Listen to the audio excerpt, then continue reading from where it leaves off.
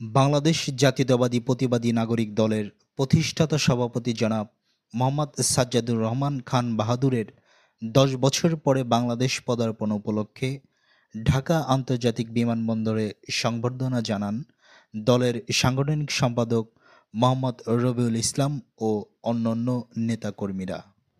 আসসালামু আলাইকুম প্রিয় ভাই ও বন্ধুরা, আপনারা জানেন যে আজকে আমরা এখানে সমবেত হয়েছি একটা উদ্দেশ্যে। সেটা হলো আমাদের বাংলাদেশ জাতীয়তাবাদী প্রতিবাদী নাগরিক দলের প্রতিষ্ঠাতা সভাপতি, যিনি দীর্ঘ সংগ্রামে আমাদের এই দলকে প্রতিষ্ঠিত করেছে।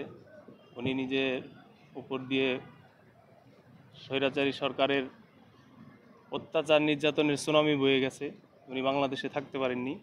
উনি বাংলাদেশে না থাকতে পেরে বাংলাদেশ ত্যাগ করেছেন দীর্ঘ 10 বছর, এবং ওনার বাংলাদেশ ত্যাগ করার পরে ওনার পরিবারের উপরে এক বিশাল ভয়ানক কালো অধ্যায় সৃষ্টি হয়েছে। ওনার বাংলাদেশের বিভিন্ন রকমের আওয়ামী বাহিনী ওনার পরিবারের উপরে নির্যাতন করেছে, নিপীড়ন করেছে। ওনার ঘরে থাকতে পারে নাই। তারপরে উনি হাল ছাড়েন নাই। উনি বাংলাদেশের বাইরে থেকে দীর্ঘ 5 বছর আগে বাংলাদেশে এরকম একটা সংগঠন তৈরি করেছে, যেটার নাম বাংলাদেশ জাতীয়তাবাদী প্রতিবাদী নাগরিক দল। শহীদ জিয়ার আদর্শের দল। শহীদ জিয়ার আদর্শ ধারণ করে, জাতীয়তাবাদের আদর্শ ধারণ করে যে দলের পথ চলা। এই দলে অলরেডি বাংলাদেশে 34টি জেলায় আমরা কমিটি দিয়েছি। আমি এই কমিটির কেন্দ্রীয় কমিটির সাংগঠনিক সম্পাদক মোহাম্মদ রবিউল ইসলাম। বিগত প্রায় 17 বছর আমরা কাজ করে যাচ্ছি। আমাদের এখানে আজকে যারা উপস্থিত আছেন, যে যত নেতাকর্মী দেখছেন, সবাই কিন্তু গুম খুনের সাথে জড়িত ছিল। মিথ্যা মামলা, হামলা এবং কি গুমের শিকার হয়েছিল প্রত্যেকটা নেতাকর্মী এখানে।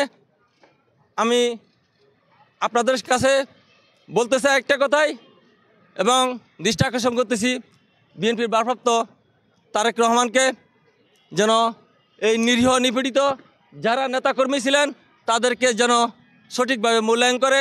এটাই আমি কেন্দ্রীয় হাইকমান্ডের কাছে বিনীতভাবে অনুরোধ করতেছি।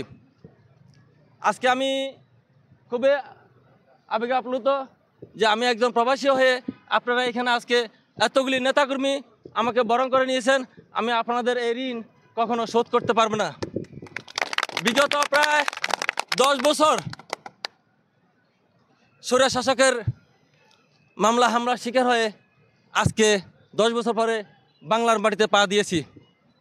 আমি আগামী যারা এই প্রবাসী প্রধানমন্ত্রী হবেন আশ্বাস রাখতেছেন, আমি আপনাদেরকে একটা কথাই বলতে চাই, পরবর্তীতে কোনো সরকার যেন কোনো প্রবাসীকে মিথ্যা মামলা দিয়ে তার ফ্যামিলিকে যেন হয়রানি না করে, সেভাবে আমি প্রত্যেকটা দলের হাইকমান্ডকে আমি অনুরোধ করব বিনীতভাবে।